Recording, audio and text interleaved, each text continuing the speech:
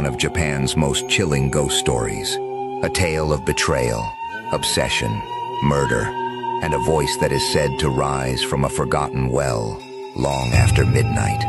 This is the legend of Okiku. Hundreds of years ago, during Japan's feudal era, castles stood across the countryside like stone fortresses, ruled by powerful lords and protected by samurai.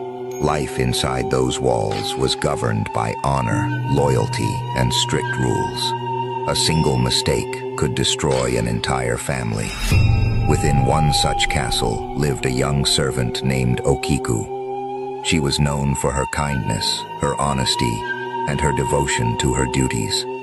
She wasn't a noblewoman or a warrior.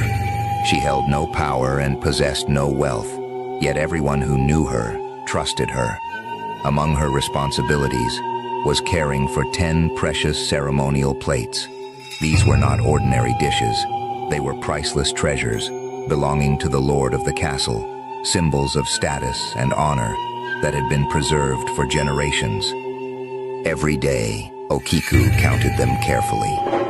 1, 2, 3, 4, 5, 6, 7, 8, 9, 10. Always 10, always complete. But within the castle lived a man whose heart was filled not with honor, but with desire.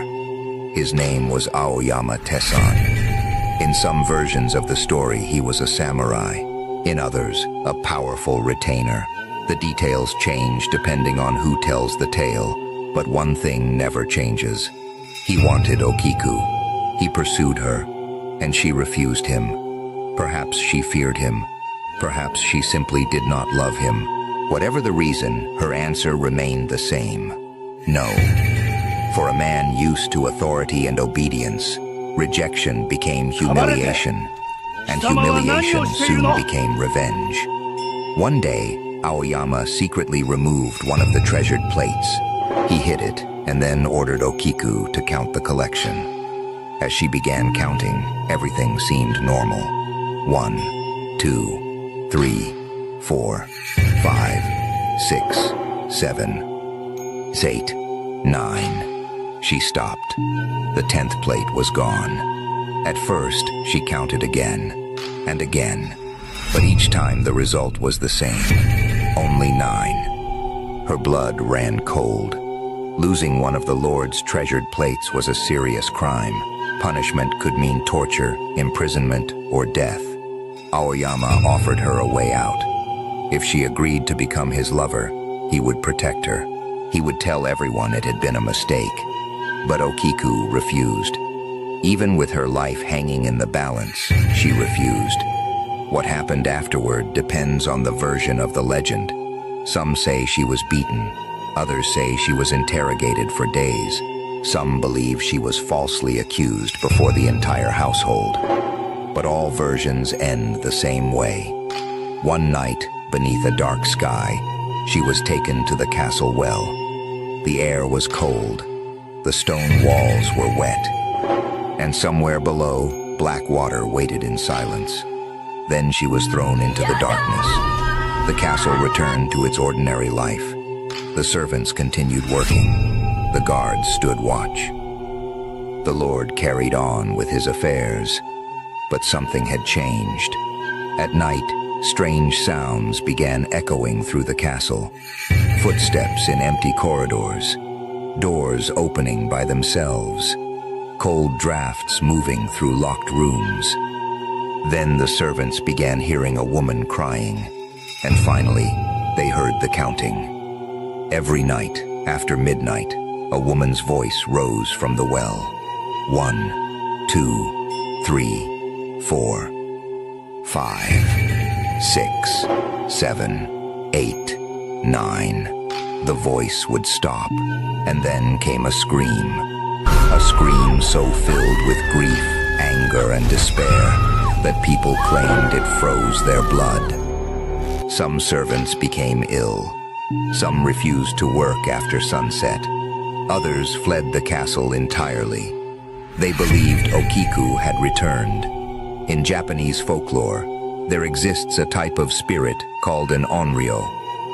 An onryo is a ghost created by injustice, betrayal, or unbearable suffering. These spirits cannot rest because something remains unfinished. Okiku had been betrayed. She had been punished for a crime she did not commit. And now her spirit was trapped between the world of the living and the dead. Night after night she searched for the missing plate. Night after night she counted, always reaching 9, never finding 10. As fear spread through the castle, priests were summoned. Monks performed rituals. Prayers echoed through the halls. But the voice continued. Some stories tell of a brave priest who decided to confront the spirit. He hid beside the well and waited. The night grew colder. The moon disappeared behind clouds. Then the voice began. 1, 2, 3, 4, 5, 6, 7, 8, 9. Just before the ghost could scream, the priest shouted into the darkness. 10. For a moment, everything became silent. According to legend, Okiku believed the missing plate had finally been found. Her suffering ended. Her spirit was released. But not every version gives her peace. Some stories say she still returns, still counting, still searching, because some wounds never truly heal. Today, there is a real place connected to the legend known as Okiku's Well. For generations, visitors have traveled there to see the location associated with the story. Some describe feeling uneasy near the old stones. Others speak of an unnatural silence. Whether these feelings come from imagination or something older is impossible to know. Yet the story refuses to die. The legend of Okiku became one of Japan's most famous ghost tales. It was performed in theaters, retold in books, and passed from one generation to another. The image of a pale woman with long black hair, returning from death because of betrayal, eventually became one of the defining images of Japanese horror. Many modern horror films draw inspiration from legends like hers. But perhaps the true horror of Okiku's story is not the ghost. It is the tragedy. She was innocent. She remained honest. She refused to surrender her dignity. And for that, she lost everything. Imagine standing beside an ancient well late at night. No wind, no insects, no sound. Then, from somewhere deep below, you hear a woman counting. 1, 2, 3, 4, 5, 6, 7, 8, 9. The voice stops. The darkness beneath you suddenly feels endless.